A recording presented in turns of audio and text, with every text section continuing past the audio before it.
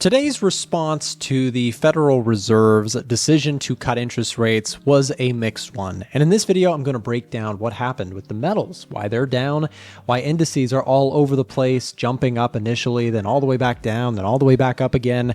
And bear with me as I'm recording this, prices are still moving significantly, but my goal with this video is to keep you guys up to date and summarize what we found from the FOMC event today. Let's jump in. So the Fed today cut by 25 basis points. This was as expected, and so the market was moving all over the place in the aftermath. But let me be clear, the movement that we saw was not because the 25 basis point cut took place. This was actually a sideshow to what the market really cared about today. And here's what they were looking at. It was the projections put out here today showing forward-looking expectations from the Fed show more cuts are coming down the pipeline from the Fed in the next couple years. At least these are what the projections at the time of recording are currently at. They can change over time as they usually do. In fact, today from the Federal Reserve, we basically saw through their projections that their projections indicate a total of 50 basis points or 0.5% interest rate cuts in 2025, following the initial 25 basis points that were cut today. So more cuts still coming in here. And what we can see here when we select on the Fed Watch tool, the 10th of December, which is the final meeting of the year, there is a very strong probability that we are going to see additional cuts and land around 350 to 375. That is 3 cuts for this year. And a question that I had going into this was, is Jerome Powell going to comment more on his worries about jobs or his worries about inflation? And when asked specifically about the tariffs, Jerome Powell said that the most likely scenario or base case is that the inflation caused by tariffs will likely be temporary and one-time in nature, though he acknowledges other outcomes are possible and the effects will take time to work through the economy. He also pointed out that the slowdown in U.S. growth in the first half of 2025 is largely due to a decrease in consumer spending. And go figure, with a tough hiring market and prices that keep going up, it's no wonder that people are starting to pull back on their spending a bit. He pointed out moderated GDP growth, consumer spending slowdown, but also pointed to strengthening business investments as well. He also gave a nod to one of the more painful subjects for a lot of young consumers, which is the weak housing market that we're currently in. Both buyers and sellers sort of are stuck in these high interest rate, but also high price environments. But what I was really interested in today was the jobs market. And the statement from the Fed says, downside risks to employment have risen, which indicates the Federal Reserve perceives an increased probability of job losses and slower employment growth. And of course, we've been talking about this at length on the channel here. We talked about the non-farm payroll, which has been consistently trending lower as hiring has been very weak. We also see this in the private payroll sector, or ADP. Unemployment rate has been gradually on the rise, though not super terrible here, with a 4.3% unemployment rate still being a longer-term, historically pretty low reading. But unemployment claims recently spiked. We'll get more information on this tomorrow. Will there be more spikes to the upside in unemployment claims? This will be really important. We will be live streaming that event, so make sure to subscribe and post notifications turned on to this channel for tomorrow's stream. Job openings in the US are also trending to the downside. And so with all of this, let's talk a little bit about the reaction. Specifically, metals did see a push to the downside. They were kind of the big loser of the day. As metals sold off, yes, there were more rate cut projections, but there was a bit of a hawkish tone to what Powell had to say, specifically pointing that he sees risks in both directions and that they plan on being meeting by meeting with rate cuts. And interestingly, we actually saw yields move higher, which arguably may be the same reason why metals are down.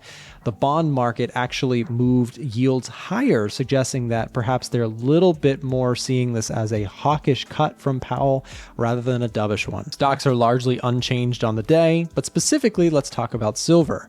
So for those of you guys who've been watching my channel recently, then you know I've been trading silver and I've had a long position that's been a really nice runner. And I am officially all out of the silver trade. And I posted this earlier today when I closed out of the position in our free to join Telegram channel. If you're not in there, we'll leave a link at the top of the description for you to join. It's completely free and you can keep up to date with some of the analysis that we're doing and the research team behind the scenes is doing to share some ideas each and every day. Again, completely free to join. The link is in the description down below, or you can use the QR code that's on the screen right now if that's easier for you. If you're watching on a television, highly recommend you take a second to join the free Telegram for more up-to-date information on what's going on and trade ideas each day. So what's the next big play when it comes to metals? Well, I'll be waiting for a pullback just like everybody else, it seems. I've had a really good run in the metals, but I do think that there is some potential. Price does look a little bit stretched here, but I am certainly not going to try and call a top or short this market. We do still have on the daily chart gold looks to be forming the first potentially red candle in a while. Perhaps this does signal a little bit more of a pullback is coming for gold, but like I said, I would not short this or try and bet against this move. I'll just be waiting to see if we do get a pullback, which could give me an opportunity to get back long on this chart. And gold is still getting a bullish reading on the Edgefinder's top setups algorithm. What this does is it looks at all the economic data, the same stuff the Fed is looking at, to try and get an idea of how bullish or bearish each particular asset in question is. Gold is getting a bullish or +6 score reading after considering things like the commitment of traders data, retail positioning, seasonal trends, GDP statistics, trend, PMI data, retail sales, inflation through CPI, PPI, and PCE, employment change, unemployment, and interest rates. All of these metrics are very important to deciphering whether gold is from a fundamental macro perspective, bullish or bearish. So if you're a gold trader or a currency trader or an index trader, the Edgefinder may be a tool worth exploring. I'll leave a link in the description down below to where you can explore it for free if you're interested. Another chart from this list I'm watching is the Australian dollar versus the US dollar. The dollar actually strengthened a little bit here today. So if we can get a pullback in the next few days on this currency pair back down to this level of support around 6,600, this could be a potential buy the dip opportunity for me as well. Dollar bulls seem to at least be trying to hold this area of support right around 96.80, let's call it. Let's see if we can get a larger pullback, in which case I personally would be a fan of selling that rally and looking for a continuation to the downside. To me, the US economy still looks like it is headed in a rough direction, with specifically jobs data looking pretty weak. You can see our USD meter is showing that most of our economic metrics suggest bearishness at this time for the US dollar, and a neutral stance on US stocks. So for me, I'm happy to be out of the silver trade. I've taken profits on it. It was one of my better trades this year. And I'm also sitting on a good bit of cash in my portfolio. If we do see stocks roll over, this area of support on the NASDAQ here might be an interesting area to look for some specific names that I like. But again, I'm not in a hurry. I think that it's okay to sit in cash and wait for better prices in markets. That's personally what I plan to do. And if I miss some of the upside, then so be it. But I feel that the risk reward to buying stocks at these levels does not look super attractive.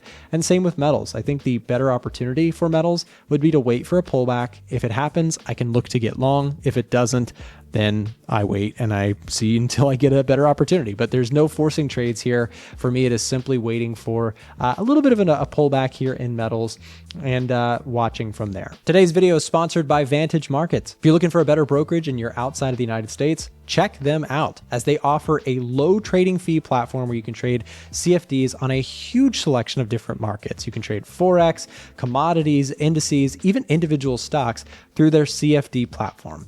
They also offer my channel and subscribers of my channel a significant welcome bonus. The information for that can be found in the description down below. I hope that video was helpful to you, and I also wanted to make sure to share our Telegram channel with you. Every day we are posting up chart markups and analysis and in-depth breakdowns of what's going on both fundamentally and technically in the markets. We also drop bonus videos in the Telegram channel, so don't miss out. Come join our Telegram channel. The link is in the description down below. Have a great rest of your day.